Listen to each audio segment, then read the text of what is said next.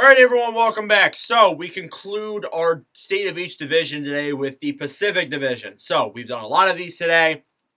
We're almost all caught up. Let's get into it here. So, starting off with number one, we have the Vancouver Canucks. Arguably one of the bigger surprises that we have seen in the NHL this season, for sure. You could argue the biggest, but there's been a lot of big surprises this year when it comes to teams. So, the Canucks, they're 33-11-5 for 71 points. They are 8-0-2 in their last 10. So Vancouver's been great. There was that little bit there where you were like, is this fake? Is this just lucky? It's not. This is a really good hockey team. And it's been shown over the course of this season. And I think that when they acquired Elias Lindholm, they showed that they're going all in and they want to keep Elias Pettersson here. They want to show to Elias Pettersson that we are going in it to win it. We are not trying to be a mad team and all this stuff. No, we're going to win now. So the leading scorer is JT Miller, who has been really good this year, has dealt with a lot of attitude issues last season, has really fixed himself this year. 49 games played, 21 goals, 46 assists for 67 points. Has been a really effective player this year for Vancouver. Thatcher Demko is your goalie in net then with a 26-8-1 record with a 2.44 goals against average and a .920 save percentage. Demko's been great this year after a lot of struggles last year, especially early on in the season. And that was the biggest thing. One of the things that I brought up in my season preview for Vancouver was that they cannot start off slow. And they definitely did not start off slow, especially since they won their first game 8-1. So that was fun. But anyways, they've been great this year. I'm really looking forward to see what happens. If they lose in the first round, it A, wouldn't surprise me, but B, it is a good step from a lot of years of just missing the playoffs. It would be a great step for this Vancouver Canucks roster. Number two, the Vegas Golden Knights. They were first for a while in the Pacific Division, but recently it's kind of been a little bit of a fall off. Vegas, 29-15-6 for 64 points. They are 6-3-1 in their last 10.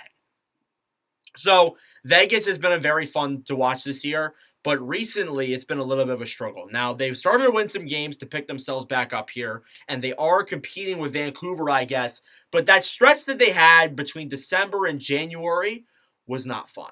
It was not fun at all because this team started losing a lot, and a lot of it is too is injuries. A lot of their guys got hurt, and that is a repercussion of going on a big Stanley Cup run. Your guys are going to get hurt, and it's going to affect you next season. Obviously, we've seen that a lot with a lot of different teams. So definitely Vegas, especially being the team that won it, definitely faced a lot of it. But their leading scorer is Mark Stone, 50 games played, 15 goals, 34 assists for 49 points. Stone's been effective, has done very solid for Vegas, and a great captain, very underrated guy. Logan Thompson's your goalie, even though Adin Hill is probably your goalie, but Logan Thompson I put on here.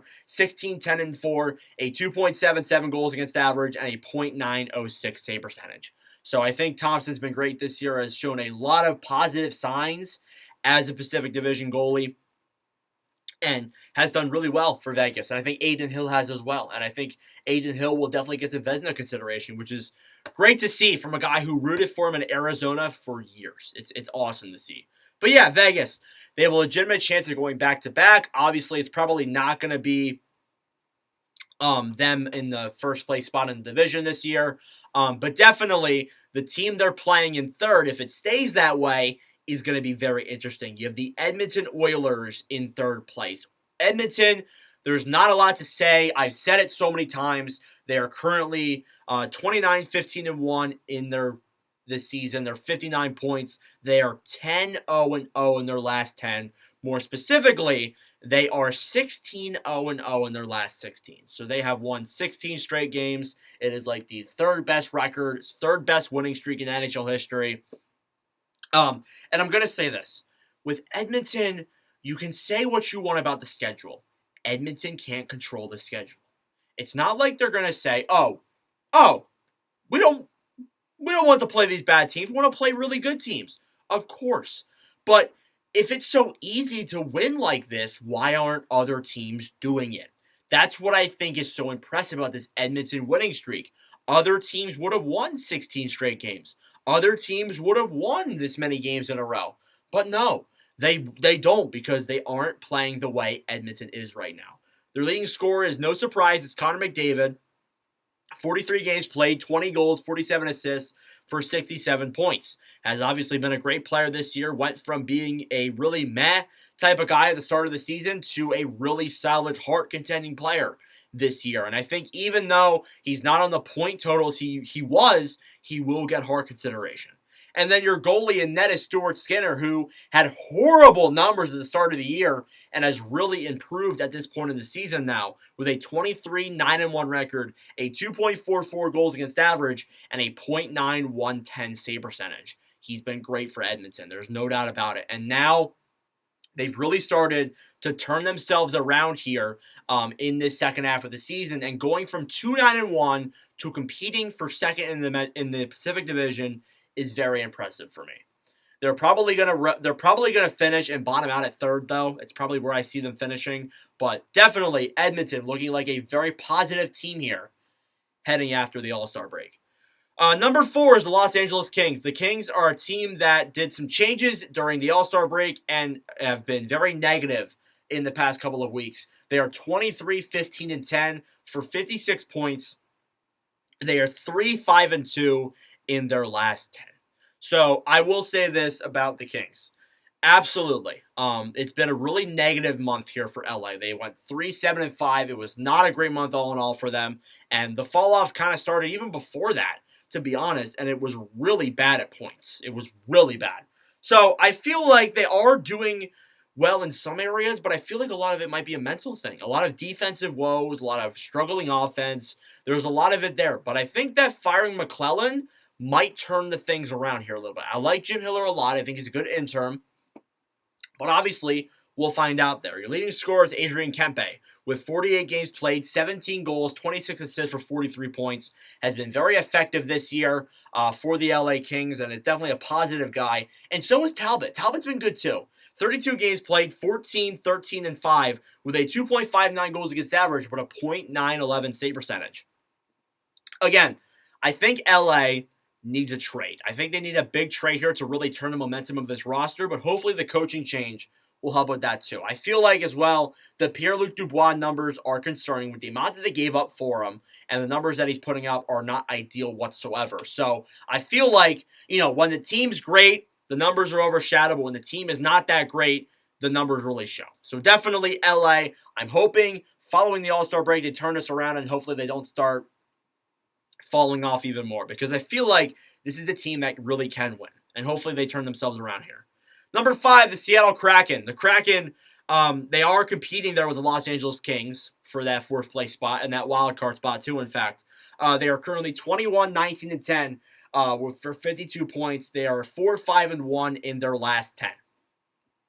So yeah, Seattle has been good during a lot of stretches here, but however, they went on that 8-game losing streak. They went on that big point streak. Then they started losing a lot. So right now, I don't really know what to think with Seattle. I feel like they could be a team that stands pat at the deadline. It's very possible.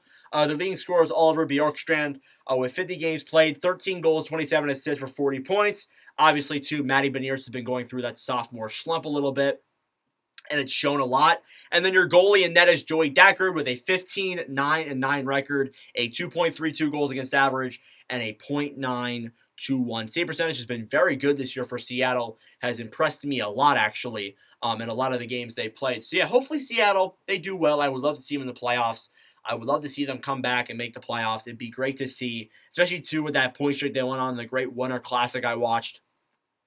So, I'd be very entertained to see that happen, but obviously, we shall find out. Anyways, moving on to number 6 with the Calgary Flames. The Flames are currently 22-22-5, so dead 500 for 49 points. They are 5-5-0 in their last 10. I think the biggest thing with Calgary is when you look at the Elias Lindholm deal, it says to you, yeah, they're probably going to sell. That is probably what we're going to see this year out of Calgary. They're going to move some of their top players, and that's what's going to happen.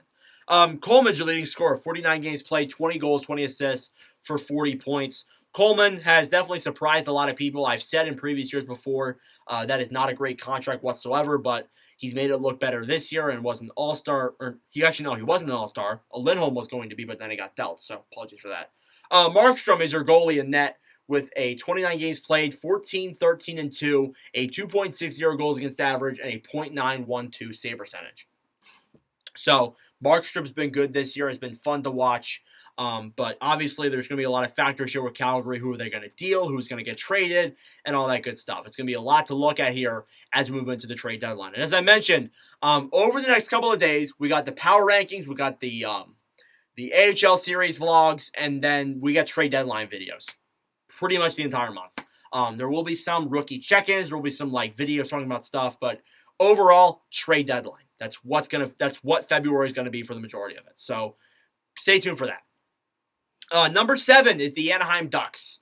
The Ducks are currently 18-30-2 for 38 points. They are 4-5-1 in their last 10. Troy Terry is their leading scorer. 47 games played, 15 goals, 22 assists, 37 points. Anaheim, again, another year of troubling numbers. They are better than last year, but not by much. There's been a lot of struggling guys. Zegras has not looked great. There's been some players who have gotten hurt, obviously, but they're building for the future. Cutter Gauthier acquired this year, looking like a really solid player. They're going to get another really high draft pick this season, so definitely they're going to look at probably getting another really solid defenseman. The forward core looks great. The goaltending is definitely going to be looked at. I feel like Gibson might get dealt. They are 10-19-1 with Gibson. 3.05 goals against average and a .901 save percentage. Gibson's been solid, kind of, but still, there's a lot to look at here when you look at Anaheim, and there's going to be plenty of decisions to be made with a lot of the players on that roster. And finally, number 8, you have the San Jose Sharks. San Jose, 14-32-5 for 33 points. They are 5-3-2 in their last 10. I'm not going to say a lot here with San Jose because I've said the majority of it in plenty of videos. They are a really bad team, and they're just looking at the draft. That's what you're looking at there if you're the San Jose Sharks. Tomas Hertl, your leading scorer, 48 games played, 15 goals, 19 assists, 34 points. Again, it's not as bad as it once was with San Jose. I remember when they lost 15 straight games, and then they beat the Flyers. That was fun. But anyways, your goalie is Blackwood, 8-17-3, a 3.51, 8.899. He's been good for San Jose as well. Has shown some very positive numbers for me, and has been a guy that I've really enjoyed with the San Jose Sharks. But yeah, if you're San Jose, you want to move players, move Hertl, move Couture, move Zetterlund, move the guys you got for the Carlson trade. There's a lot of things to think about here when you're the San Jose Sharks. But overall, you want to focus on the draft and focus on getting good players. Anyways, that'll do it for these videos and the state of each division. Thank you all for watching. If you enjoyed, make sure to leave a like. Hit the subscribe button down below. I really appreciate it. Obviously, too, these are all going to be posted in one day. We will also have the AHL series drop as well. And then after that, we got power rankings and trade deadline stuff. So a lot of content over the next couple of days. But anyways, thank you all for watching, and I will see you guys in the next video. Adios.